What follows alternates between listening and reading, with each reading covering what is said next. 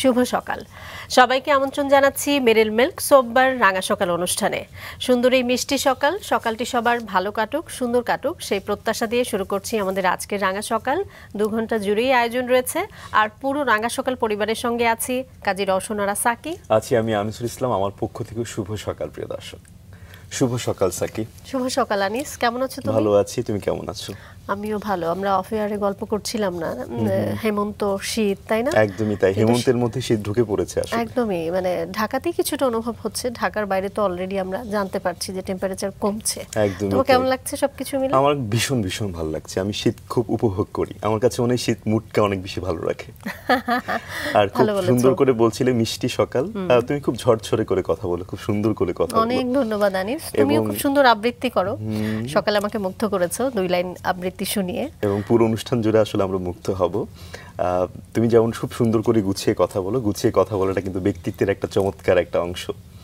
এবং আমাদের মাঝে আজকে এমন একজন মানুষ আছেন যিনি কিন্তু কথা বলার জড়তা দূর করার ক্ষেত্রে খুব চমৎকার ভূমিকা পালন করছেন। চলো আমরা জানাই কে চলো কে আছে জেনে নিই। প্রিয় দর্শক, আমাদের আজকের রাঙা সকালের অতিথি স্পিচ ও ল্যাঙ্গুয়েজ থেরাপিস্ট জান্নাতুল ফেরদৌস। চলুন আমরা আমাদের আজকের অতিথিকে স্বাগত জানাই। শুভ সকাল। শুভ সকাল। কেমন আছেন? আলহামদুলিল্লাহ, আমি ভালো আছি। আপনারা ভালো আছেন? আমরাও ভীষণ ভালো আছি। আপনাকে পেয়ে পুরো অনুষ্ঠান জুড়েই অনেক গল্প করব, জানবো স্পিচ থেরাপি সম্পর্কে। তার আগে একটা বিষয় নিয়ে সবারই অনেক আগ্রহ আছে, আমারও আছে, সেটা হচ্ছে অনেকের স্ট্যামারিং অর্থাৎ তোতলামি সমস্যা আছে। তো সেক্ষেত্রে কি আসলে স্পিচ থেরাপি নিলে কি আসলে এটা কি পুরোপুরি ভালো হয়? জি, স্পিচ থেরাপি নিলে তোতলামির সমস্যা সম্পূর্ণরূপে ভালো হয়, এবং রিসার্চ অথবা গবেষণায় দেখা গিয়েছে যে সেখানে সফলতার ভাগ 100 ভাগ। বাহ। কিন্তু অসুবিধা যেটা, সেটা হচ্ছে যে এটা খুব সময় সাপেক্ষ, যেহেতু যিনি ক্লায়েন্ট অথবা যিনি ব্যক্তি তোতলামিতে আক্রান্ত তাকেই আসলে কাজটি সম্পন্ন করতে হয়। আমরা স্পিচ অ্যান্ড ল্যাঙ্গুয়েজ থেরাপিস্টরা তার গাইড হিসেবে কাজ করি। সো সেই ক্ষেত্রে দেখা যায় যে সে এতখানি ধৈর্য ধরে কাজটি করতে পারবেন কিনা, অথবা যে প্র্যাকটিসগুলো বা থেরাপিগুলো আমরা শিখিয়ে দিব সেটা চর্চা করতে পারছেন কিনা, সেটার উপর আসলে ডিপেন্ড করে যে কতখানি দ্রুততম সময়ের মধ্যে উনি পুরোপুরি সুস্থ হয়ে যাবেন। কিন্তু অবশ্যই এটা 100 ভাগ নির্মূল করা সম্ভব। বাহ, চমৎকার। তার মানে আপনি বলছিলেন যে এটা একটি দীর্ঘমেয়াদী থেরাপি। জি, এটা একটি দীর্ঘমেয়াদী থেরাপি। কত বছর বা কত সময় লাগতে পারে এই ধরনের একটা থেরাপির জন্য? আমরা বলি যে ন্যূনতম 1 বছর সময় লেগে যায় যদি আমরা সম্পূর্ণরূপে তাকে সুস্থ বলতে চাই। এবং সকল ক্ষেত্রে গিয়ে, যেমন তোতলামির সমস্যা যাদের আছে তারা দেখা যায় যে হচ্ছে পরিচিতজনদের সাথে অথবা আবৃত্তি করতে গেলে অথবা গান গাইতে গেলে তাদের কোনো জড়তা কাজ করে না বা তোতলামি কাজ করে না। কিন্তু যখন সে একটু অপরিচিত পরিবেশে যায়, অন্য মানুষের সামনে কথা বলতে যায় অথবা কোনো প্রেজেন্টেশন দিতে যায়, তখনই তার অসুবিধার মাত্রাটা বেড়ে যায়, নার্ভাসের কারণে। রাইট। সো সেই সব জায়গাগুলোতে যখন আমরা কাজ করে এটাকে জেনারেলাইজ করতে চাই, সেটাই আসলে সময়ের বিষয়, সেটার জন্যই আসলে সময়টা বেশি লাগে। আচ্ছা, এই যে 1 বছর বলছিলেন, এটা কি আসলে বয়সের উপর ডিপেন্ড করে যে ছোট বাচ্চাদের জন্য একরকম, মধ্যবয়সীদের জন্য একরকম, এরকম কোনো ব্যাপার, নাকি আসলে ওভারঅল সবার জন্যই আসলে সময়টাই একই রকম? এটা আসলে বয়সের ব্যাপার না, এটা আসলে সিভিয়ারিটির ব্যাপার, অর্থাৎ তার স্ট্যামারিংটা কতখানি সিভিয়ার সেটার উপর নির্ভর করবে যে তার সময়টা কত বেশি লাগবে। যার সমস্যা কম, যিনি হয়তোবা খুব অল্প দিন ধরে আক্রান্ত, তার জন্য সময়টা কম লাগবে। যিনি অনেক লম্বা সময় ধরে আক্রান্ত, এতদিন পর্যন্ত থেরাপিতে আসেনি, সো তার জন্য সময়টা একটু বেশি লাগবে। সেই গল্প আমরা শুনবো, তার আগে একেবারেই ছোটবেলা থেকে আসতে চাই, কেমন ছিল শৈশব? শৈশব প্রাণবন্ত ছিল, দৌড়াদৌড়ি, ছুটোছুটি। ঢাকার মধ্যেই আমার বেড়ে ওঠা, আমার জন্ম ঢাকায়, মিরপুরে, ইব্রাহিমপুরে। সো সেই জায়গাটা এখনকার মতো আসলে ছিল না।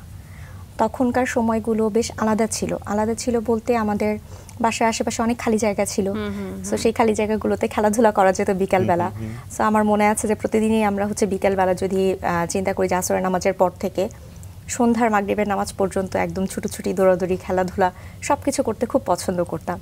এখন তো মানুষ ফেসবুক ফ্রেন্ড বা সোশ্যাল মিডিয়া আসলে ফ্রেন্ডশিপ বেশি মেনটেন করে, কিন্তু তখন আমরা আসলে কাছেই মানুষ পেতাম। সবাই পড়াশোনা শেষ করে, স্কুল শেষ করে অথবা কোচিং শেষ করে বিকেলের সময়টা আমাদের আসলে খেলার সময় থাকতো, আমরা সবাই মিলে খেলতাম। এবং সেটা বেশ ফিজিক্যাল অ্যাক্টিভিটিসই বলা চলে, দৌড়াদৌড়ি, মানে ছুটোছুটি সবকিছু। পারিবারিক আবহাওয়ার কথা যদি একটু শুনতে চাই। পরিবারে আমরা 2 বোন, আমার বাবা এবং মা। আমার বাবা মারা গিয়েছেন 4 বছর হচ্ছে। আমার মা আছেন, বাবা সরকারি চাকরিজীবী ছিলেন, মা গৃহিণী। এবং আমার বড় বোন আছেন, উনি একটি স্কুলে শিক্ষকতা করছেন। আর আমি ছোট। বাহ। বাহ, চমৎকার। এর বাইরে ব্যক্তিগত যদি কথা চিন্তা করি সেটা হচ্ছে যে আমি বিবাহিত, আমার একটি ছেলে আছে যার বয়স মাত্র 3 বছর 8 মাস। এই তো, এই নিয়ে আমার ছোট্ট সংসার। চমৎকার। চমৎকার। আপনার গল্প তো অবশ্যই শুনবো, বিশেষ করে স্পিচ নিয়ে কাজ করবার যে আগ্রহ সেটি কখন কখন তৈরি হলো, কিভাবে তৈরি হলো সবটাই জানবো। তার আগে আনিস, তুমি নিশ্চয়ই জানাবে আমাদের আজকে যিনি আছেন তার সম্পর্কে দর্শকদেরকে। চলো আমরা একটু জেনে নিই। প্রিয় দর্শক, জান্নাতুল ফেরদৌস বাংলাদেশের প্রথম স্নাতক পর্যায়ের স্পিচ অ্যান্ড ল্যাঙ্গুয়েজ থেরাপিস্ট। 2009 সাল থেকে তিনি এই পেশায় আছেন। তিনি মানবিক তাগিদ ও পেশাগত দায়িত্ববোধ থেকে সিএস কেয়ার নামের একটি প্রতিষ্ঠান শুরু করেন 2012 সালে। স্বল্প পরিসরে শুরু করা এই সংস্থা সময়ের ধারাবাহিকতায় speech and language therapy, occupational therapy, physiotherapy, voice therapy, behaviour therapy, psychotherapy, pre school training, ABA therapy, special school, autism care সহ সব সেবা দিচ্ছে। প্রতিটি থেরাপি সেবার জন্য রয়েছে এখানে বিশেষজ্ঞ থেরাপিস্ট। সিএস কেয়ারের অঙ্গ সংস্থা এসএস কেয়ার বা স্কুল ফর স্পেশাল কেয়ার প্রতিষ্ঠা করেন 2016 সালে। মাত্র 4 জন অটিজম ও অন্যান্য নিউরো ডেভেলপমেন্টাল ডিসঅর্ডারের শিক্ষার্থী নিয়ে কাজ শুরু করা প্রতিষ্ঠানটিতে শিক্ষার্থীর সংখ্যা 117 এবং প্রতিষ্ঠানটিতে শিক্ষক শিক্ষার্থী অনুপাত 1:1। জান্নাতুল ফেরদৌসের উদ্যোগে প্রতিষ্ঠিত বিশেষ শিশুদের শিক্ষা প্রতিষ্ঠান এসএস কেয়ার থেকে প্রতি বছরই মূলধারায় স্কুলে যেতে পারছে শিশুরা। বাহ, চমৎকার ভূমিকা রয়েছে শিশুদের জড়তা দূর করার ক্ষেত্রে। শুধু শিশু নয়, আপনি বলছিলেন যে সকল মানুষের জন্যই আপনার এই প্রতিষ্ঠানটিতে। যে প্রসঙ্গে ছিলাম, যে শৈশবের কথাগুলো শুনছিলাম, শুনি। শৈশবের কথা বলছিলাম যে খেলাধুলো এরকম ভাবেই কাটতে থাকলো। দেন হচ্ছে স্কুলের গণ্ডি পেরোলাম, গণ্ডি বের হয়ে দেন কোন স্কুলে হচ্ছে পড়তেন আপনি? আমি পড়তাম মুসলিম মডার্ন একাডেমিতে। সেখানে অবশ্য ক্লাস 8 থেকে শুরু করেছি। তার আগে যদি হাতেখড়ি বলি, হাতেখড়ি হয়েছিল আমাদের ইব্রাহিমপুর সালাউদ্দিন শিক্ষালয়। ইব্রাহিমপুরের মধ্যেই বা শেওড়াপাড়াতেই স্কুলটি অবস্থিত। সো সেখান থেকে শুরু করে তারপরে তো স্কুল চেঞ্জ হলো। ক্লাস 8-এ যখন থাকলাম তখন মুসলিম মডার্ন একাডেমিতে ভর্তি হলাম। সেখান থেকে এসএসসি কমপ্লিট করলাম 2000 সালে। Then Shahid Biruttam lieutenant Arnold girls college, সেখান থেকে এইচএসসি কমপ্লিট করলাম 2002-তে। তো এইচএসসি কমপ্লিট করার পরেই তো ভর্তি যুদ্ধ, কোথায় ভর্তি হব, কি হব। আগে থেকেই বাবা মায়ের যেরকম চিন্তা ভাবনা থাকে, ছেলে মেয়ে হয় ডাক্তার হবে অথবা ইঞ্জিনিয়ার হবে, কারণ এদেশে তখনকার সময় ছিল যে ডাক্তার ইঞ্জিনিয়ার ছাড়া আর কোনো প্রফেশন অথবা পেশা হয়তো বা নেই। এটা হলেই হচ্ছে জীবনের সকল লক্ষ্য অর্জন হয়ে যাবে। সেই তাগিদে আমারও মেডিকেল কলেজে ভর্তি পরীক্ষা দেওয়া। আচ্ছা, ভর্তি পরীক্ষা দিলাম, চান্স পেলাম না অ্যাজ ইউজুয়াল, আশা হতো। সেই সময় আসলে একটা পেপারে সার্কুলার দেখতে পেলাম, প্রথম আলোতে বিজ্ঞাপন দেখতে পেলাম যে BSc in speech and language therapy, জি, ঢাকা ইউনিভার্সিটির মেডিসিন ফ্যাকাল্টির আন্ডারে এই কোর্সটা 5 বছরের একটি কোর্স, 4 বছরের অনার্স, 1 বছর ইন্টার্নশিপ সহ কোর্সটা, এবং হচ্ছে সেটাই প্রথম ব্যাচ হিসেবে আত্মপ্রকাশ করতে যাচ্ছে। কত সালের কথা এটি? সেটি 2002-3-এর কথা বলছি আমি। সো 2003 সালের কথা। তো দেখার পরে যেটা মনে হলো যে আসলে এই সম্পর্কে তেমন কারোই ধারণা নেই। বাসার সবার সাথে কথাবার্তা বললাম, আমার বোন, বাবা, মা, তারা কেউই এই বিষয় সম্পর্কে জানে না।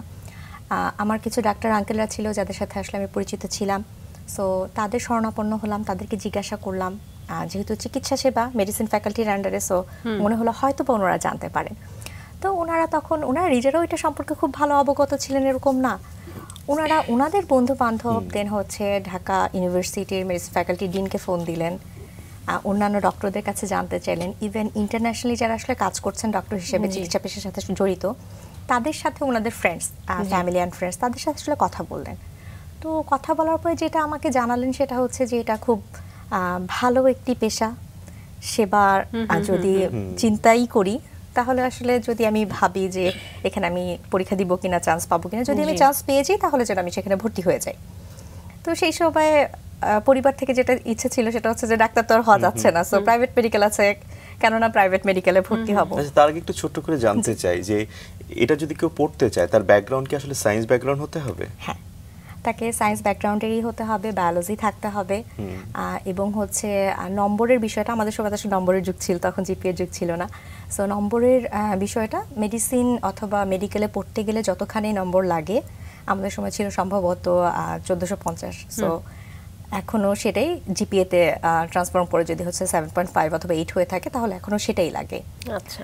তো সেই জায়গা থেকে আসলে ফ্যামিলি মেম্বারদেরকেও সেই ডাক্তার আঙ্কেলরাই বুঝালেন যে চিকিৎসা পেশাও তো হচ্ছে সেবাই, সেবা করেই মানুষকে সুস্থ করতে হবে, কেননা একটু অন্য ধরনের মানুষকেই সেই সেবাটা দেওয়া হলো এবং সেই সেবা দিয়ে আসলে মানুষকে তো সুস্থ করারই কথা। কিন্তু আসলে এই যে স্পিচ থেরাপি বা ল্যাঙ্গুয়েজ ল্যাঙ্গুয়েজ থেরাপি যেটা আপনি যে বিষয়টা নিয়ে পড়াশোনা করলেন, সেই সময় আপনি যেটি বলছিলেন যে পরিবারে তো আসলে কেউ বুঝতে পারছিল না, ইভেন তো আপনি যে শিক্ষকদের সান্নিধ্য নিচ্ছিলেন তাদের কাছ থেকে যে পরামর্শ নিচ্ছিলেন তারাও বলতে পারছিলেন না একরকম, তো এক ধরনের অনিশ্চয়তা নিশ্চয়ই, মানে তখনও তো আসলে আপনি জানেন না যে এটার ফিউচারটা ব্রাইট হতে পারে বা এটাও একটা ভালো বিষয় ভবিষ্যতের জন্য, না জেনেই তো আসলে শুরু করলেন, মানে এটা কিভাবে সম্ভব, পরিবার কিভাবে সাপোর্ট করলো, এটা তো নর্মালি একদমই করার কথা না। এইটা আসলে চ্যালেঞ্জ বলতে পারেন, যে চ্যালেঞ্জ নিতে পছন্দ করা, আলাদা কিছু করা। যে আপনি এই বিষয়টা নিয়ে কেন ভাবছিলেন যে এটা নিয়ে পড়াশোনা করবেন? এই জায়গাটার বিষয়টা এরকম যে আপনি যে কথাগুলো বললেন যে সেই কথাগুলো আসলে মানে তখন তো পরিবার এবং হচ্ছে আশেপাশে সব মানুষের মধ্যে এই বিষয়টা ছিলই। তো আমি একজনের কথা আসলে মেনশন করতে চাই, আঙ্কেল একজন ডাক্তার, তো উনি আমাকে যেটা বললেন যে ভালো বিষয় খারাপ বিষয়, ভালো হওয়া অথবা খারাপ হওয়া, তো উনি আমাকে বললেন যে বাংলাদেশে হচ্ছে পালি সংস্কৃত এই ভাষাগুলোর তো চর্চা হচ্ছে, কিন্তু এটা তো বাংলাদেশ, তো সেটাকে খারাপ ভাষা তুমি বলতে পারো বা খারাপ সাবজেক্ট বলতে পারো, সো যখন যেই কাজটি করবে সেই কাজটি যদি মনোযোগ দিয়ে করো, সেই জায়গায় যদি ভালো করতে পারো তাহলে সকল বিষয়ই ভালো। সো এটা আসলে আমাকে খুব ইন্সপায়ার করেছে এবং আমি টিল নাও এখন পর্যন্ত আসলে চিন্তা করি যে কাজই যাই করি না কেন সেটা যদি ভালো করা যায় সেটাই সফলতা, সেই জায়গায় সফল হওয়া সম্ভব। যে ভালো অথবা চ্যালেঞ্জ কি হতে যাচ্ছে, আদৌ ভালো হতে পারবো কিনা, হ্যাঁ সেটা অবশ্যই ছিল আদৌ ভালো হতে পারবো কিনা, কিন্তু এখন তো মনে করি আলহামদুলিল্লাহ ভালো আছি, খারাপ তো নেই। চ্যালেঞ্জের কথা যেহেতু বলছিলেন যে ছোটবেলায় আপনি ডায়াবেটিসে আক্রান্ত হয়েছিলেন, একটু শুনি আসলে এই জটিলতা বা চ্যালেঞ্জ কিভাবে আপনি মোকাবেলা করলেন। সেটা আসলে আরেকটা বড় একটা গল্প, আমি জানি না শেষ করা সম্ভব হবে কিনা। 2000 না তখন 1991 সালের ঘটনা। সো 1991 সালে আমি হচ্ছে হঠাৎ করে আমার খুব জ্বর হয় এবং কোনোভাবেই জ্বর সারছিল না, এই ডাক্তার থেকে ওই ডাক্তার অনেক ডাক্তার ঘোরাঘুরি করা হলো, ফাইনালি গিয়ে একজন child specialist, renowned child specialist, উনি আসলে আমাকে ফাইনালি ডায়াগনোসিস করলেন যে হ্যাঁ আই হ্যাভ ডায়াবেটিক্স, এবং সেইটা আসলে এত আগে ছিল যে 1991 সালে আসলে এই ছোট, তখন আমার বয়স 6 বছর, সো 6 হয়নি, 6 একটু কম, সো সেই সময়ে গিয়ে ডায়াবেটিক এত কম বয়সে আইডেন্টিফাই হয়নি কখনো, এবং আমি তখন বারডেমটা ছিল 8 তলা পর্যন্ত, এবং আমি বারডেমের খুব পরিচিত মুখ ছিলাম। তো সবাই আমাকে, কারণ আমি প্রায় 96 ঘন্টা সেই সময় কোমাতে ছিলাম। কেন? ডায়াবেটিক্সের জন্য, ডায়াবেটিক্সের এত সুগার বেড়ে গিয়েছিল, সেটা অ্যাসিটোন চলে আসে সেই সময়, মানে মাত্রাটা এত অতি পরিমাণে ছিল আপনি বুঝতেই পারেননি না। এটা আসলে ডাক্তাররাই বুঝতে পারেনি, এমন না যে আমি বাসায় ছিলাম অথবা অবহেলিত ছিলাম, ডাক্তারের কাছে অনেক ঘোরা হচ্ছিল, কিন্তু কেউ আসলে ওই সময় চিন্তাই করেনি। এখন যতখানি সচেতনতা ডায়াবেটিক নিয়ে অথবা অন্যান্য রোগ নিয়ে, তখন কিন্তু সচেতনতা এরকম ছিল না, এবং তখন আসলে কেউ চিন্তাই করতো না যে ছোট বয়সে ডায়াবেটিক হতে পারে। এবং যদি আমার ফ্যামিলি হিস্ট্রির কথা বলি, তখন আমার আম্মুরও ডায়াবেটিক ছিল না, আচ্ছা, আমার বাবারও ছিল না, সো যে ফ্যামিলিতে থাকলেই আমার হবে সেই বিষয়টা একেবারে রেয়ার কেস। আমরা তো এখন তো জানি যে প্রেগন্যান্সি পিরিয়ডে মায়েদের থাকলে অনেক সময় শিশুরা পায়, কিন্তু আপনি যেটি বলছিলেন আপনার ফ্যামিলি হিস্ট্রিতে নরমালিও নেই এবং প্রেগন্যান্সি পিরিয়ডে হয়তো ছিল না। অল্প বয়সে একেবারে 6 বছর বয়স থেকে আপনি ডায়াবেটিসে আক্রান্ত হয়েছিলেন, তারপর কিভাবে আসলে এই চ্যালেঞ্জটা আপনি মোকাবেলা করলেন শুনি। সেই জায়গায় আসলে 6 বছর সময় যখন ডায়াগনোসিসটা হলো শুরুর দিকে, তখন বারডেমে আমরা মাত্র 4 জন মানুষ ছিলাম যারা আসলে, আমারটাকে ব্রিটাল ডায়াবেটিক বলা হয়, যার কিনা ব্লাড সুগার লেভেল খুবই আপ ডাউন করে, এটা কখনো স্টেটিক থাকে না, প্রতিদিনই এটা আপ ডাউন করতে থাকে। সো এইরকম রোগীর সংখ্যা তখন টোটাল বারডেমেই ছিল 4 জন, এবং আই ওয়াজ দ্য ইয়াংগেস্ট, আমি সবার মধ্যে সবচেয়ে ছোট ছিলাম। এবং যেহেতু আপনাকে বললাম যে আসলে ওই সময় আমার ডায়াবেটিকের মাত্রা এতই বেড়ে গিয়েছিল যে কিটোসিস হয়ে গিয়েছিল, ব্লাডে কিটোন চলে এসেছিল, সো সেটার জন্য আমি প্রায় 96 ঘন্টা কোমাতে ছিলাম। এবং সেইখান থেকে ফিরে আসা যদি বলি, সেইখানে বারডেমের যত ডক্টর, নার্স, সাপোর্টিং স্টাফ থেকে শুরু করে প্রত্যেকটা মানুষের সহযোগিতা ছিল। কারণ সেই সময় আসলে ওই কয়েকদিনের কথা, ওই 3 দিনের কথা বেসিক্যালি আমার কিছুই মনে নেই। আমার শুধু মনে আছে যে আমার বাবা আব্বু কোলে করে আমাকে হসপিটালে নিয়ে গিয়েছিলেন, এবং কোনো একটা সময় আমি একটা হসপিটাল থেকে আরেকটা হসপিটালে বোধহয় শিফট হলাম, আমাকে সম্ভবত পিজিতে নিয়ে গিয়েছিলেন, রাইট, এবং পিজি থেকে এখন বারডেমে শিফট করা হলো। জাস্ট এই অল্প একটু মেমোরি আমার মনে আছে।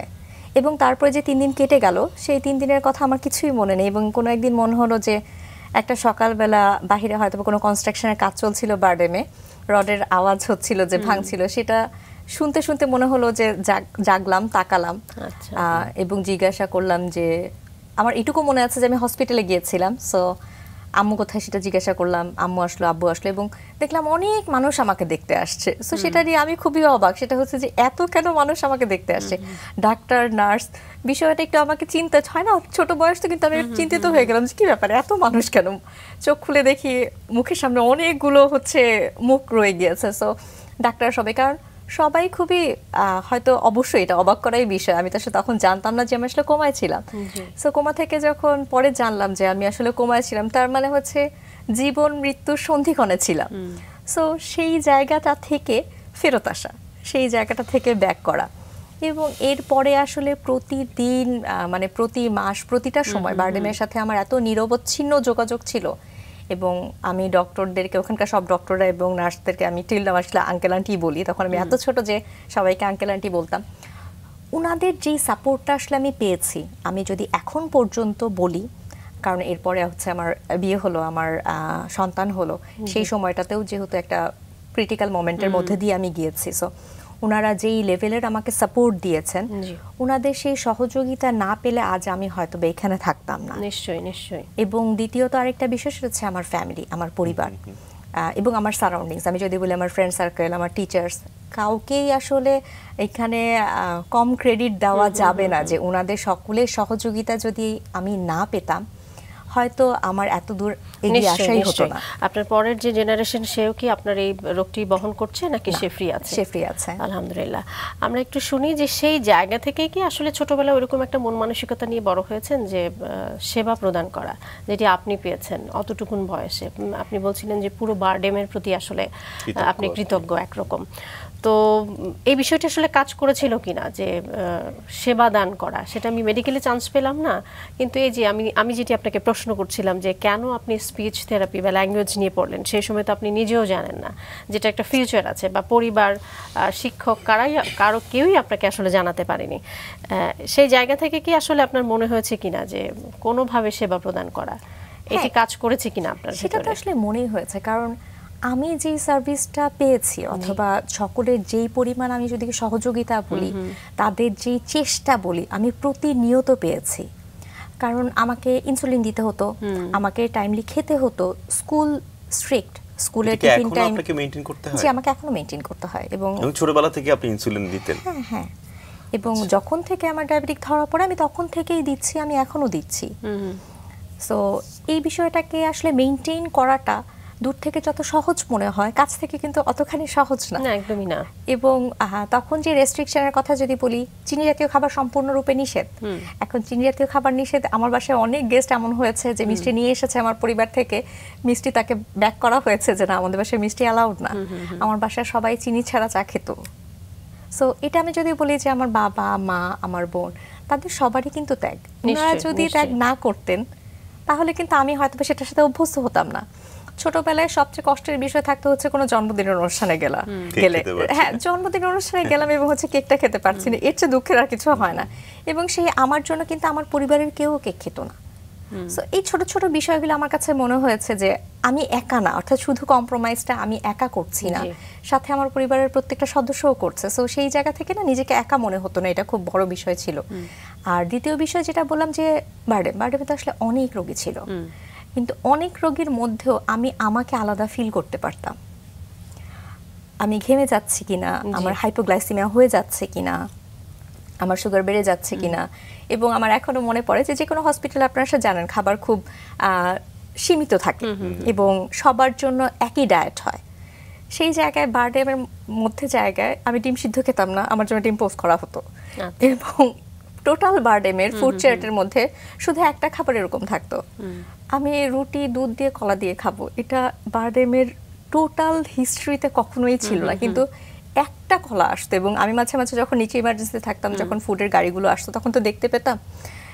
সো যে ছেলেরা ডেলিভারি, ওদের হাতে একটা কলা থাকতো, এই একটা কলা নিয়ে ওটা বারডেমের সকল রোগীদের জন্য it's not allowed, but it was allowed. Special কেয়ারটা আপনি পেয়েছেন, রাইট। চিকিৎসা ক্ষেত্রে তো আসলে রোগীরা এটাই এক্সপেক্ট করে সব ক্ষেত্রে, যে একটা স্পেশাল কেয়ার, যেটা আসলে ফিজিক্যালি ভালো হবার চাইতে মানে মেন্টালি ভালো হওয়াটা বেশি জরুরি। তো নিশ্চয়ই আপনি আপনার কাজে সেই বিষয়টি খুব স্বাভাবিকভাবেই নিশ্চয়ই নজরে রাখেন, বা সেই কেয়ার নিয়ে আপনি কাজ করেন। আপনার কাজ নিয়ে এগোতে চাই। আপনি স্পিচ এবং ল্যাঙ্গুয়েজ থেরাপি নিয়ে পড়াশোনা করলেন। আপনি যেটি বলছিলেন যে সিআরপির একটি অঙ্গ প্রতিষ্ঠানে আপনি পড়াশোনা শেষ করলেন। শেষ করে কি আপনি প্র্যাকটিক্যালি শুরু করে দিলেন আপনার কাজ, নাকি এরপর আরও কোনো কোর্স টোর্স ছিল? আমরা একটু জানতে চাই।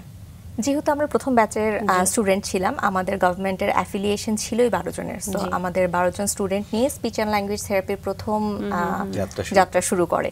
সো সেই 12 জনের একজন হতে পেরে অবশ্যই আমি খুবই গর্বিত। এবং আমাদের যেহেতু প্রফেশনটাই নতুন, কোনো টিচার কিন্তু বাংলাদেশের ছিলেন না, অর্থাৎ যত স্পিচ অ্যান্ড ল্যাঙ্গুয়েজ থেরাপিস্ট ছিলেন তারা কিন্তু সবাই হচ্ছে বিদেশি ছিলেন। এবং তারা এদেশে এসে ভলান্টিয়ার সার্ভিস দিতেন।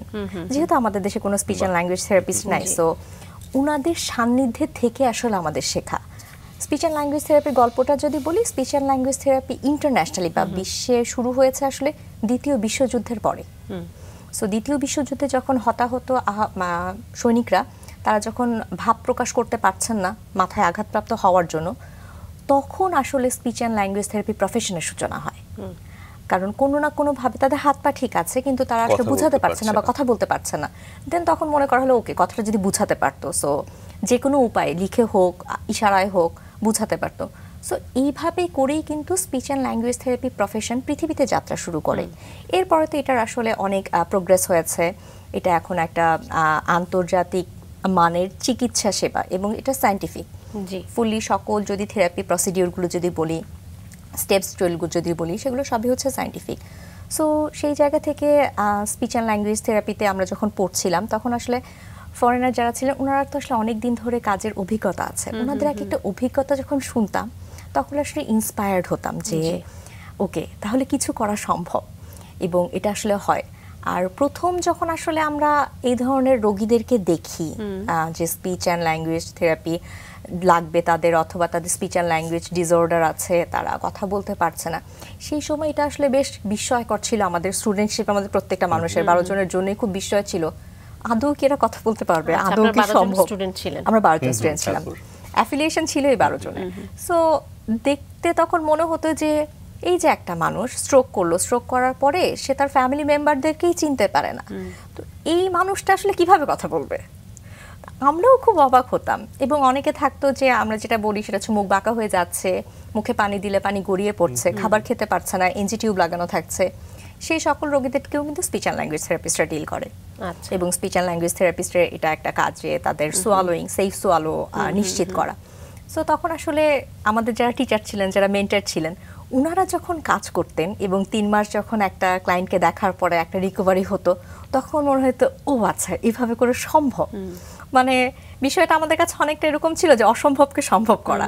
সো সেই কাজটা করতে করতে যখন আমাদের হচ্ছে 2009 সালে আসলে 2008 সালে আমাদের গ্র্যাজুয়েশন কমপ্লিট হয়, 2009 সালে আমি আসলে সিআরপিতে মিরপুরে ডিপার্টমেন্টের দায়িত্ব নিই, স্পিচ অ্যান্ড ল্যাঙ্গুয়েজ থেরাপি ডিপার্টমেন্টের। সো আমার পড়াশোনা শেষ হয়ে যায় 2008-এ। আচ্ছা, কত বছর লাগলো পড়াশোনাটা? 5 বছর, 4 বছর অনার্স, দেন হচ্ছে 1 বছর ইন্টার্নশিপ। আচ্ছা, শেষ করে আমি হচ্ছে স্পিচ অ্যান্ড ল্যাঙ্গুয়েজ থেরাপির বিভাগের প্রধান হিসেবে মিরপুর সিআরপিতে জয়েন করি 2009 সালে।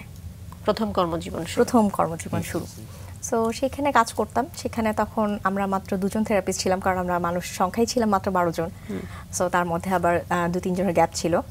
সো সেই জায়গা থেকে আমরা কাজ শুরু করি। আমার মিরপুরে আমরা মানুষ ছিলাম মাত্র 2 জন। সিআরপি, মিরপুর সিআরপিতে আপনি অ্যাসাইন হলেন এবং হেড অফ দ্য ডিপার্টমেন্ট। এর জন্য নিশ্চয়ই আপনার কোনো স্পেশালিটি ছিল? শুনি একটু ছোট ছোট করে, আমরা এগোতে চাই একটু জেনে জেনে। জি, কাজ করতাম তখন আসলে এমন কাউকে দরকার ছিল সিআরপি মিরপুরে যে হচ্ছে পিডিয়াট্রিক, আচ্ছা, শিশু এবং হচ্ছে বয়স্ক। উভয়দেরকে আসলে দেখতে পারে, যার এক্সপার্টাইজ আসলে দুই জায়গায় সমপরিমাণে। সো সেটার জন্য আমাদের কিছু কম্পিটেন্সি এক্সাম দিতে হয়েছিল। সেই এক্সামে হয়তো ভালো করেছিলাম বলেই আসলে আমাকে নির্বাচিত করা হয়েছিল যে ডিপার্টমেন্টাল হেড হিসেবে, এবং সেই সাথে আসলে টোটাল ডিপার্টমেন্টকে চালানো বলতে অন্যান্য যারা স্টাফ আছেন সবাইকে মেনটেন করা এবং লিয়াজো করা, সেখানে বেশ কিছু অ্যাডমিনিস্ট্রেটিভ জবও আসলে সেটার সাথে জড়িত ছিল। সো সেগুলো করার জন্য হয়তো যে কম্পিটেন্সিগুলো ছিল হয়তো সেটা ছিল বলেই আসলে সিলেক্টেড হয়েছিল। আপনি যখন অ্যাসাইন হলেন তখন কি মানে মোটামুটি রোগীরা আসতো? হ্যাঁ। কত সাল থেকে আপনি অ্যাসাইন হলেন? 2009 সাল থেকে। আচ্ছা, 9 থেকে। জি, শুনি। আমরা আসলে যখন স্টুডেন্ট ছিলাম তখন যেটা করতাম, প্রথমেই বলেছি যে স্পিচ অ্যান্ড ল্যাঙ্গুয়েজের প্রফেশনটাই আসলে খুব নতুন। আমরা আসলে ঢাকা শহরের বিভিন্ন হসপিটালে আমরা রেফারেল শিট দিয়ে আসতাম। আচ্ছা। এবং যেইখানে কথা সংক্রান্ত কোনো অসুবিধা থাকবে তাদের রোগীর নাম, বয়স এবং ফোন নাম্বারটা যেন আমাদেরকে লিখে রাখা হয়, এবং আমরা প্রতি সপ্তাহে গিয়ে গিয়ে হসপিটাল থেকে সেই শিটগুলো আসলে কালেক্ট করতাম। সেই শিটগুলো কালেক্ট করে আমরা সিআরপিতে নিয়ে এসে আমরা আসলে ক্লায়েন্টদেরকে কল করতাম যে উনার কনভেনিয়েন্ট টাইম কখন এবং কোথায় আমরা সেখানে গিয়ে আসলে সেবাটা প্রদান করতে চাই।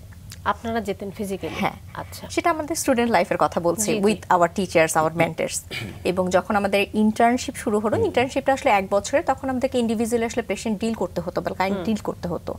তখন যেটা করতাম, যেহেতু গত 3 বছর ধরে আমরা আসলে ক্লায়েন্টদেরকে কালেক্ট করেছিলাম এবং তাদেরকে কিছু কিছু সার্ভিস দিয়েছিলাম, তখন ঢাকা শহরের অনেক জায়গা, অনেক হসপিটালগুলো আসলে একটু একটু করে জানে, এবং আমাদের বিভিন্ন প্লেসমেন্ট হতো বিভিন্ন স্কুলগুলোতে। হিয়ারিং স্কুল যেগুলো আছে, হিয়ারিং ইম্পেয়ারমেন্টদের জন্য স্কুল, শাহিক ছিল, হাই কেয়ার ছিল।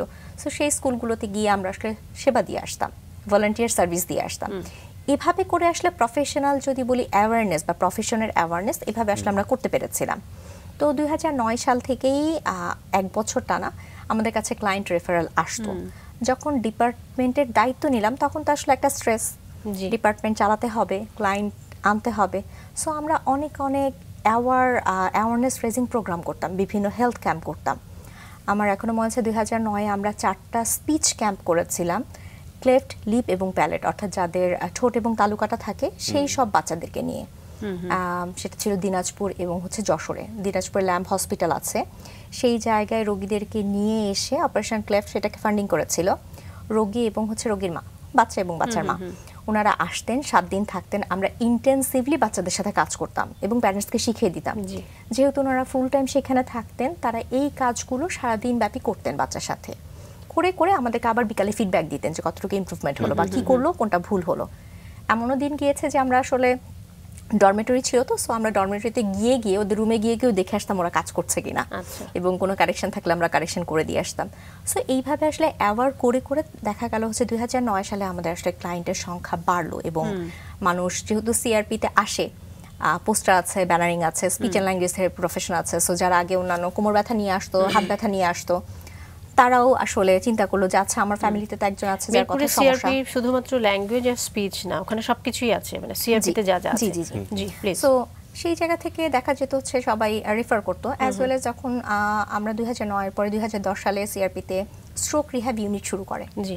তো স্ট্রোকের জন্য আসলে স্পিচ অ্যান্ড ল্যাঙ্গুয়েজ থেরাপিস্টরা খুব ভালো ভূমিকা পালন করে। তার আগে আমি একটু ছোট্ট করে জানতে চাই, বলছিলেন যে তালু কাটা, ঠোঁট কাটা যাদের সমস্যা আছে, তারা কি স্পিচ থেরাপি নেওয়ার পরে ভালো হতো?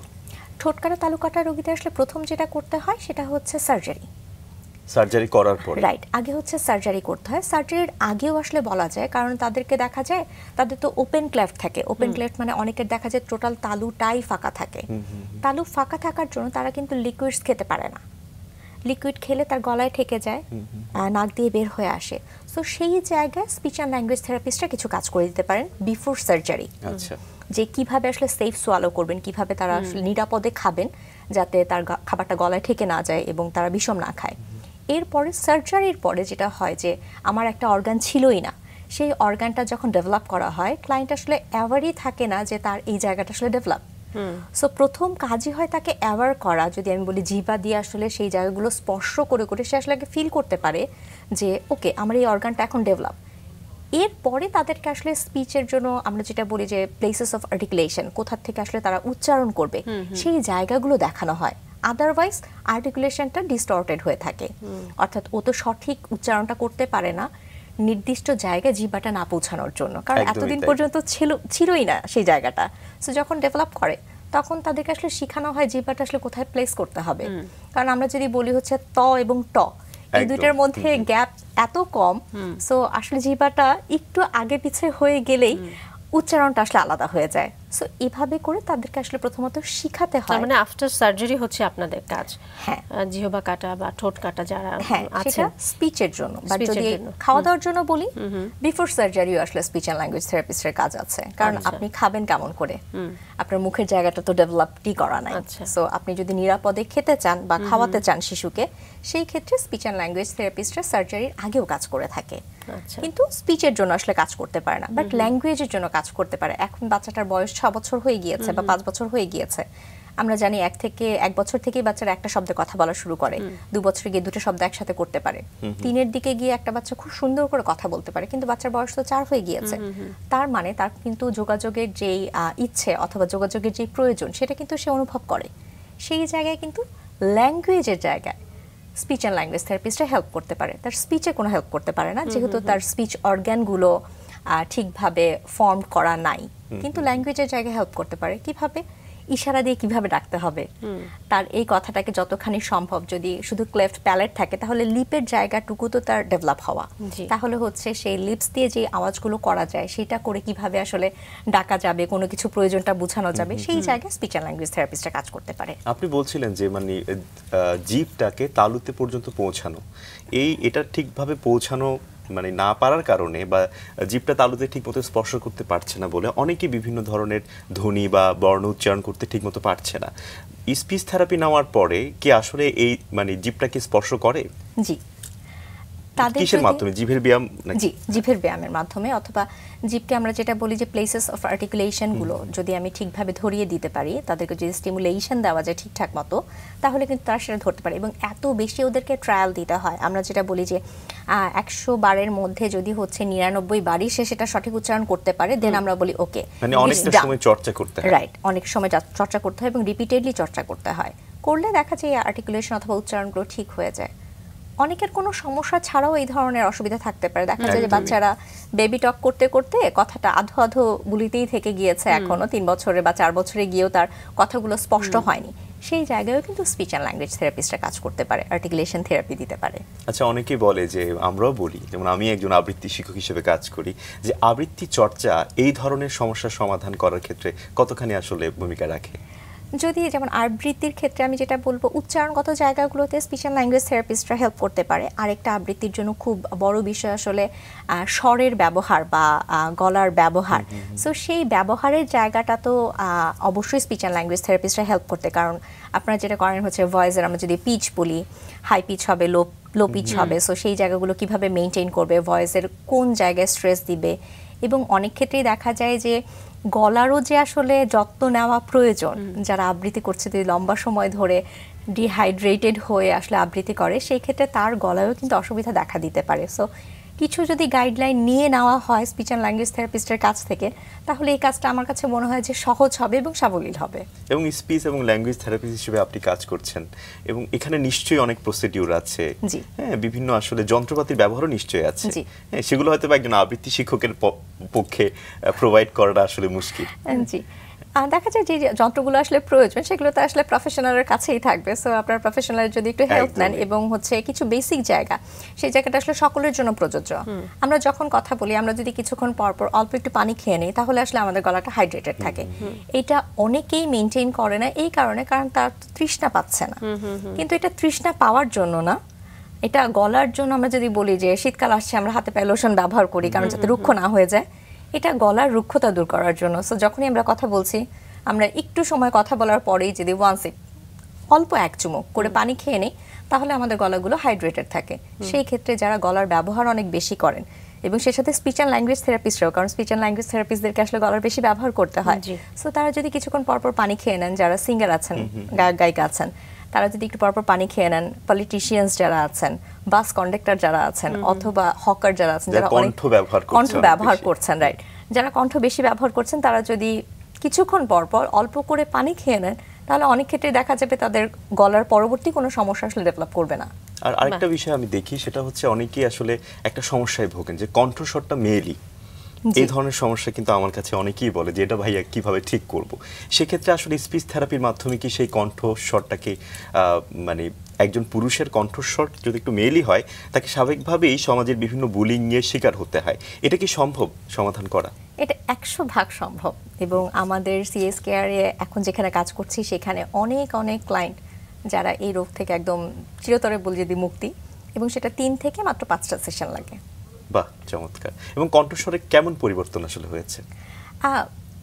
আসলে অনেক পরিবর্তন। যদি আপনি বলেন যে যদি ফোনে কথা বলা যায় তাদের সাথে, তাদেরকে তো শুনতে মনে হয় যে আসলে নারী কথা বলছে, এবং দেখা যায় অনেক ক্ষেত্রে ওনারা যেটা বলে যে পার্সেল রিসিভ করতে যাব, বলেছে ম্যাডাম একটু নিচে নামেন, তো ওনারা খুব বিব্রত বোধ করেন এই বিষয়টাতে। সো এটা পরবর্তীতে যখন দেখা যায় হচ্ছে আমাদের সেশন যখন ক্লোজ হয়ে যেতে থাকে, তখন আমরা বলি আপনারা যে কোনো একটা জায়গায় ফোন দেন, কল করেন, কল করে কথা বলেন, যে কোনো একটা কল সেন্টার হোক, কোনো একটা অসুবিধা হোক। সো দ্যাট টাইম যখন ওরা বলে জি স্যার আপনাকে কিভাবে সহযোগিতা করতে পারি, সো ইট মিনস যে ইট ডেভেলপড এ লট। রাইট।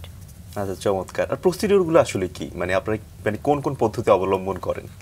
আমরা কিছু হচ্ছে যদি বলি ট্র্যাডিশনাল পদ্ধতি এবং কিছু কনজারভেটিভ মেথড, সবগুলোই এক্সারসাইজ। আমরা আসলে ব্যবহারটাকে সঠিক করে দেই। উনি যখন কথা বলছেন ভোকাল ফোল্ডসের ইউজটা কীরকম হবে এবং কোত্থেকে বলবেন, কতখানি স্ট্রেস দিয়ে বলবেন, কতখানি রিল্যাক্সড হয়ে বলবেন, সেই জায়গাগুলোতে আসলে আমরা পরিবর্তন আনি। এইটা আসলে খুব কঠিন বিষয় না, কিন্তু যিনি পারছেন না তার জন্য অনেক কঠিন। সো তার জন্য অনেক বেশি ট্রায়াল লাগে, তাকে এটা শিখাতে হয়, এবং শিখিয়ে আমরা তো শুধু শিখিয়ে দিলেই হবে না, শিখিয়ে দিয়ে এটাকে আসলে সাস্টেইনেবল করতে হবে। সো আমরা দেখা যায় যে 3 দিনের পরে আবার 1 মাস পরে একটা ফলো আপ সেশন রাখি, যে উনি কেমন বোধ করছেন, উনি আদৌ ভালো বোধ করছেন কিনা, অথবা কোনো অসুবিধা আছে কিনা। তখন দেখা যায় যখন ওরা পজিটিভ রিভিউ দেয়, পজিটিভ ফিডব্যাক দেয়, ফিল গুড, আসলে ভালো লাগে যে ওকে একটা লাইফ চেঞ্জিং ওনাদের জন্য। আসলে কণ্ঠস্বরের পরিবর্তন আসলেই সম্ভব, বিশেষ করে যাদের মেয়েলি কণ্ঠস্বর রয়েছে। সেক্ষেত্রে যদি একটু ছোট্ট করে বলতেন, মানে প্রসিডিওর বা পদ্ধতিগুলো কি, যে এই ধরনের কণ্ঠস্বরের পরিবর্তন করার ক্ষেত্রে? এটা তো আসলে হচ্ছে পিচের ব্যবহার, হাই পিচ তাদের থাকে, পিচটা হাই থাকে। সো সেটাকে আসলে আমরা লো পিচে করার চেষ্টা করি, এবং যদি আমরা বলি যে places of articulation as well as যদি বলি আমরা ল্যারিংস বক্সের যে ব্যবহার, সেইটাকে আসলে ম্যানিপুলেশন করতে হয়। সো সেটাকে ম্যানিপুলেট করলেই ওনার পক্ষে সম্ভব। ওনারা কণ্ঠস্বর উচ্চারণ করেন হয়তো এই জায়গা থেকে, যেভাবে আমরা ফিমেলরা কথা বলি, কিন্তু যখন আপনি পুরুষ কণ্ঠ কথা বলছেন, আপনার গলাটা ভরাট, ভেতর থেকে কথা বলছেন। সো এই জায়গাটাতে যখন আমরা ডেমনস্ট্রেট করি, ওনার জন্য যত সহজ মনে হয়।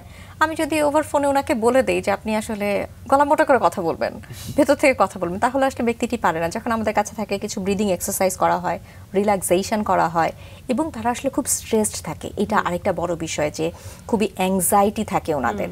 এটাকে যখন মিনিমাইজ করা হয়, তারা যখন একটা হোপ পায় যে সম্ভব, তো সেইভাবেই আসলে প্রসিডিউরগুলো মেনটেন করে আগে অ্যাসেসমেন্ট করা হয়, অ্যাসেসমেন্টের পরে কিছু ট্রিটমেন্ট দেওয়া হয়, ট্রিটমেন্ট গিয়ে এগুলোকে বাসায় প্র্যাকটিস করতে বলা হয়, এবং পরের দিন এসে আবার ফিডব্যাক দিতে বলা হয়। এভাবে আমরা 3 থেকে 5 দিন পর্যন্ত প্রতিদিন একজন ক্লায়েন্টকে আসলে ফলো আপ করি, এবং ওনাকে প্রতিদিনই আসতে হবে। প্রতিদিন এসে আমাদেরকে আসলে বলে যেতে হবে ওনার গলার কন্ডিশন কি, আগের চেয়ে বেটার আর আগের চেয়ে ওর্স।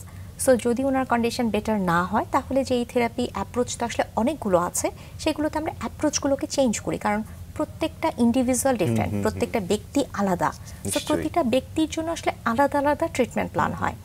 এই কারণে আমাদের স্পিচ অ্যান্ড ল্যাঙ্গুয়েজ থেরাপিস্টদের অসুবিধা সেটা হচ্ছে যে জ্বর, টাইফয়েড জ্বরের জন্য একই চিকিৎসা, একই মেডিসিন, কিন্তু আমাদের জন্য প্রতিটা মানুষের জন্য ইন্ডিভিজুয়াল প্ল্যান, এবং প্রতিটা মানুষের জন্য ট্রিটমেন্ট প্রসিডিউর আসলে আলাদা। সেটা সেই ব্যক্তির ব্যক্তিত্ব, সেই ব্যক্তির চাওয়া, সেই ব্যক্তির পরিবারের চাওয়া, এই সকল বিষয়গুলোকে আসলে মাথায় রেখে করতে হয়।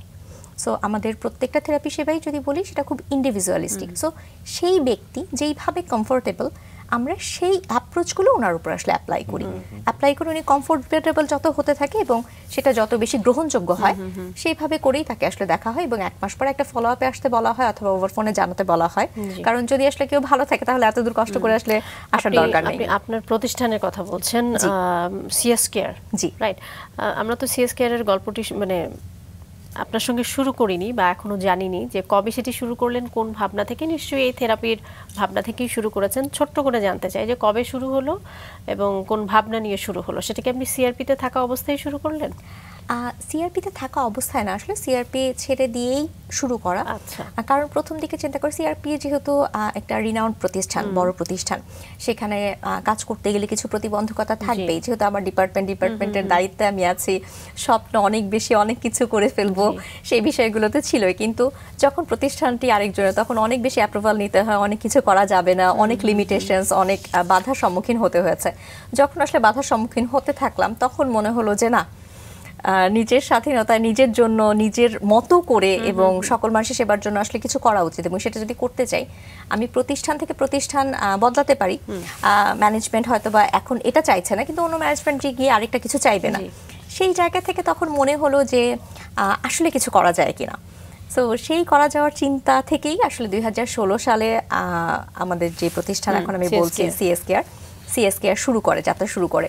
2012 সালে আসলে কিছু স্পিচ থেরাপিস্ট ছিলেন, তখন আমি কাজ করতাম না, কিন্তু অন্যান্যরা কাজ করতেন ইভিনিংয়ে, অল্প অল্প করে সময় দেওয়া। আমার ফ্রেন্ড সার্কেল যারা অন্য জায়গায় ছিলেন, তখন তো এক একজন এক এক জায়গায় চলে গেলেন। সো সেই সময় 2012 সালে কিছু থেরাপিস্টরা কাজ করতেন অল্প পরিসরে, এবং মনে হচ্ছিল যে আসলে এই অল্প অল্প করে কাজ করে খুব বেশি দূর আগানো যাবে না। সো সেই জায়গা থেকে 2016 সালে আসলে সিআরপি থেকে ছেড়ে এসে নিজের জায়গায় পুরোপুরি সময় দেওয়া, এবং 16 সাল থেকে সিএসকেআর সম্পূর্ণরূপে আসলে যাত্রা শুরু করে। এর আগের যাত্রাটা একটু অসম্পূর্ণ বলতে, ইভিনিং টাইমে হয়তো বা কেউ একটু দেখতো, বা যখন যার কল থাকতো সেভাবে করে দেখতো, অনেকটা চেম্বারের মতো একটা বিষয় ছিল। এবং আপনি একই সঙ্গে আপনি যেটি বলছিলেন যে আপনাদের প্রত্যেকটা থেরাপি হচ্ছে ইন্ডিভিজুয়াল, আপনাদের পেশেন্ট ওয়াইজ আসলে থেরাপি দেয়া হয়। এবং এর সঙ্গে আরও একটি ইনফরমেশন রয়েছে যে একজন পেশেন্টের জন্য আপনারা একজন থেরাপিস্ট বা একজন শিক্ষক, এইরকম একটা আনুপাতিক হার আপনাদের রয়েছে।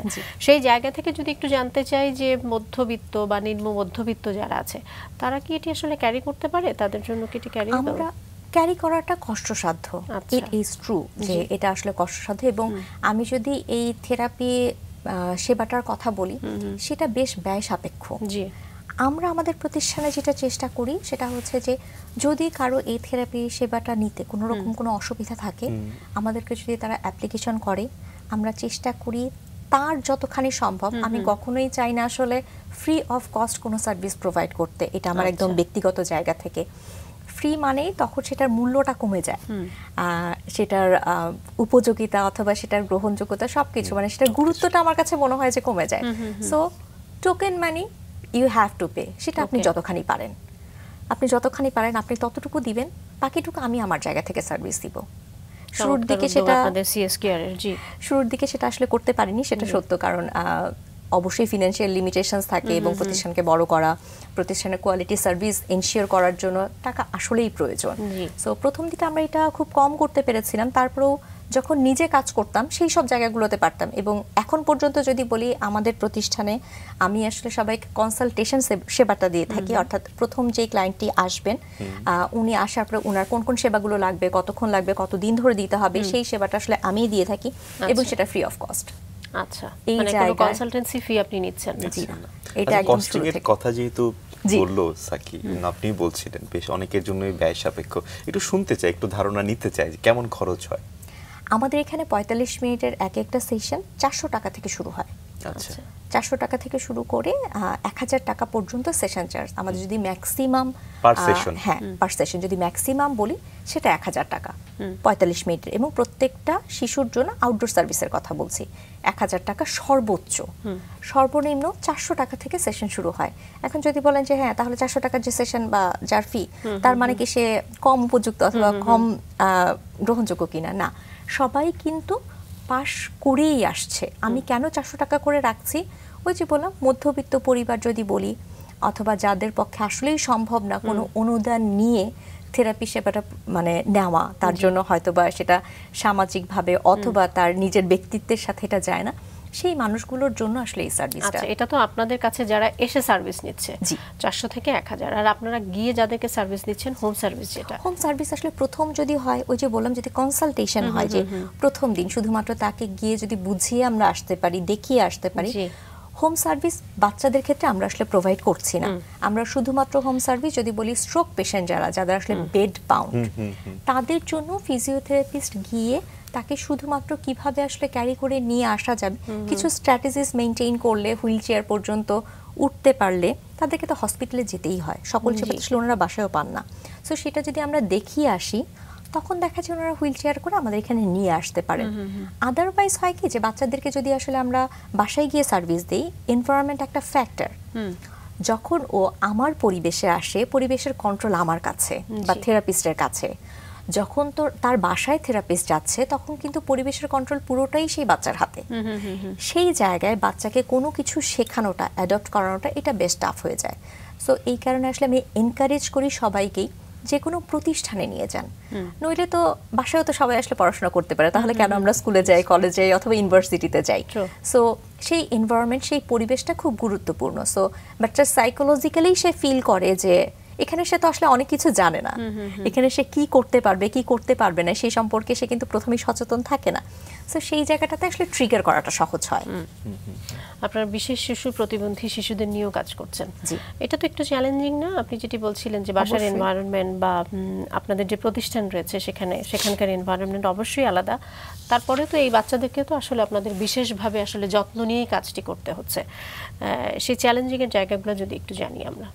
চ্যালেঞ্জিংয়ের জায়গা বলতে কি যে বাচ্চাদের সাথে আসলে যখন কাজ করতে যাই অনেক সময়ই যেটা হয় যে আমরা প্রথমত যে জায়গায় কাজ শুরু করি একটা ছোট্ট একটা ভাড়া জায়গায় কাজ শুরু করি। সো ভাড়া জায়গায় যখন কাজ শুরু করতাম, অটিজম অথবা অন্যান্য নিউরো ডেভেলপমেন্টাল ডিসঅর্ডার যাদের আছে তারা প্রচন্ড পরিমাণে চিৎকার চেঁচামেচি করতে হতো। আশেপাশ থেকে ফ্ল্যাট থেকে লোকজন চলে আসতো যে আমরা আসলে বাচ্চাকে মারধর করি কেন, যেহেতু ঢাকা থাকে বাহির থেকে মানুষজন দেখতে পায় না। তো তাদের প্রথম দিকে চিন্তা ছিল সেটা হচ্ছে যে আপনারা তো বাচ্চাদেরকে টর্চার করেন। আমরা অ্যালাউ করলাম, ঠিক আছে আপনি থাকেন, সেশন একদিন দেখেন আমরা আদৌ টর্চার করি কিনা। বাচ্চারা তো আসলে প্রথম দিকে প্রচুর চিৎকার করে, চিৎকার আসলে করেই যেহেতু একটা আননোন সিচুয়েশন, আননোন পরিবেশ, তো আননোন একটা সিচুয়েশনে গিয়ে ওদের কাছে তো আসলে ওরা সিকিউর ফিল করে না। যখন সিকিউর ফিল করে না ততক্ষণ আসলে চিৎকার চেঁচামেচি করে এবং গ্র্যাজুয়ালি ওর সাথে যদি আসলে একটা র্যাপোর্ট বিল্ড আপ হয়ে যায় তখন কিন্তু বাচ্চা খুব সুন্দর কাজ করে এবং তখন বাচ্চারা কাম থাকে, কিছু কিছু সময় খুব অ্যাগ্রেসিভ থাকে। আমরা প্রচুর খামচি খাই, চিমটি খাই, কামড় খাই, লাথি খাই। অনেক সময় দেখা যায় আমাদের অনেক টিচারদেরই দেখা যায় পেন্সিল দিয়ে হচ্ছে চোখের এই জায়গায় আঁচড় দিয়ে ফেলেছে, খামচি দিয়ে চুল ছিঁড়ে ফেলেছে, অর্নামেন্টস ভেঙে ফেলেছে। এই ঘটনাগুলো আসলে প্রতিনিয়তই ঘটতে থাকে যখন বাচ্চারা খুব হাইপার অ্যাক্টিভ হয়ে থাকে।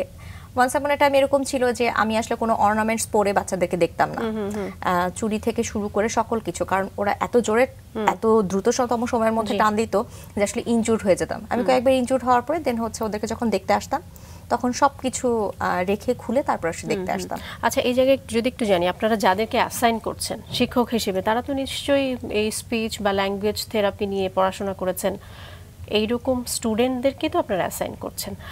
একই সঙ্গে জানি যে দক্ষতা এবং অভিজ্ঞতা সম্পন্ন, আমরা তো আসলে জানি যে পৃথিবীব্যাপী যে ভালো নার্স বা সহমর্মী মানসিকতা সম্পন্ন স্পেশাল এডুকেটেড যারা রয়েছেন তাদের ভীষণ অভাব রয়েছে।